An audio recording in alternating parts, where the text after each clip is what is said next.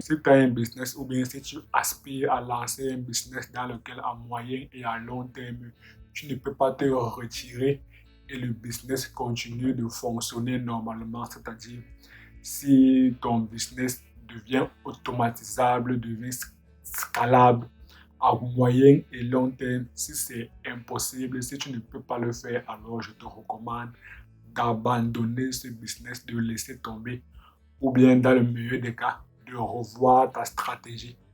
Pourquoi est-ce que je le dis? C'est ce qu'on verra dans cette vidéo. Avant d'aller plus loin, je me présente pour ceux qui sont nouveaux sur la chaîne. Moi, c'est Robini Tani, créateur de cette chaîne Noblesse Afrique, qui a pour ambition de rendre à l'Afrique ses lettres de noblesse, c'est-à-dire de contribuer au développement du continent. Ceci ne pourra se faire qu'en ayant un grand pouvoir économique, c'est-à-dire que toi, moi et chaque Africain devrait d'une part atteindre la liberté financière et d'autre part devenir riche afin d'aider le continent. C'est la raison pour laquelle je te partage sur la chaîne des tips, les secrets et les astuces des entrepreneurs à succès et de ceux qui ont réussi, afin que toi également, afin que nous puissions connaître le succès ultérieurement.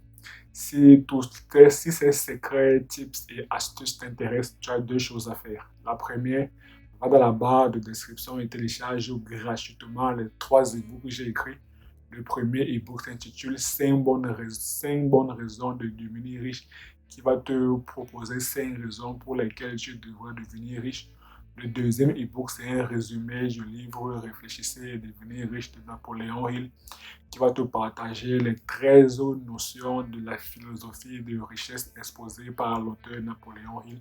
Et le troisième e-book, c'est un résumé du livre Père riche, Père pauvre de Robert Kiyosaki, qui va te présenter 6 notions essentielles en matière d'éducation financière et de finances personnelles. La deuxième chose que tu as fait consiste à t'abonner et activer la cloche pour ne jamais rater nos prochaines vidéos. Maintenant que tu connais tes responsabilités, entrons réellement dans le vif du sujet.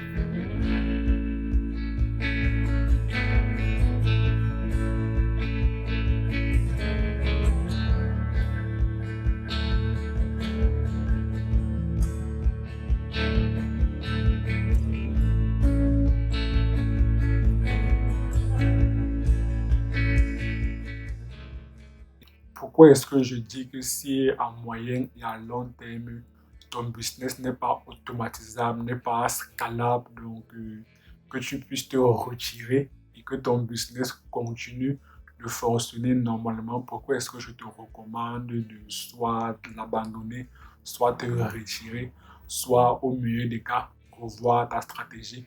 Parce que si c'est le cas, si ton business n'est pas automatisable, c'est comme si tu es comme un salarié dans la mesure où tu deviens esclave de l'argent. Et là encore, tu es même peut-être pire qu'un salarié. Pourquoi? Parce que quand tu lances un business est un peu comme ton bébé. Donc cela veut dire que tu consacres beaucoup plus de temps à développer ton business, à faire en sorte que l'activité dont dépend ton business puisse croître de jour en jour. Pourtant, un salarié, lui, il n'a que 35 heures par semaine. Et si toi, tu as ton business, probablement, tu vas travailler plus de 35 heures par semaine.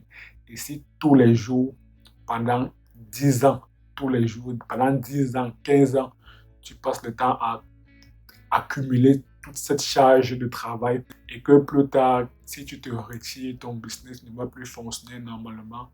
Dans ce cas, c'est comme si tu es en train de perdre du temps.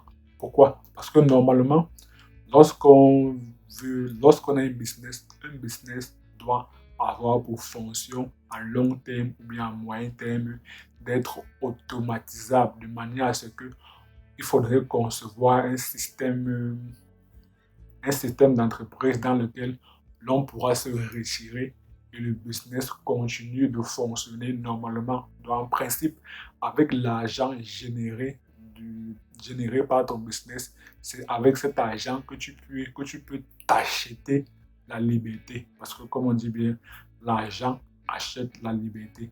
Donc, il faudrait choisir des business qui seront automatisables à moyen et long terme et non pas ou non choisir un business dans lequel tu seras toujours esclave de l'argent ou même pire qu'esclave de l'argent comme les salariés. Mais sauf que, à la différence des salariés, toi, tu seras dans une prison bien dorée parce que tu auras beaucoup plus d'argent que les salariés.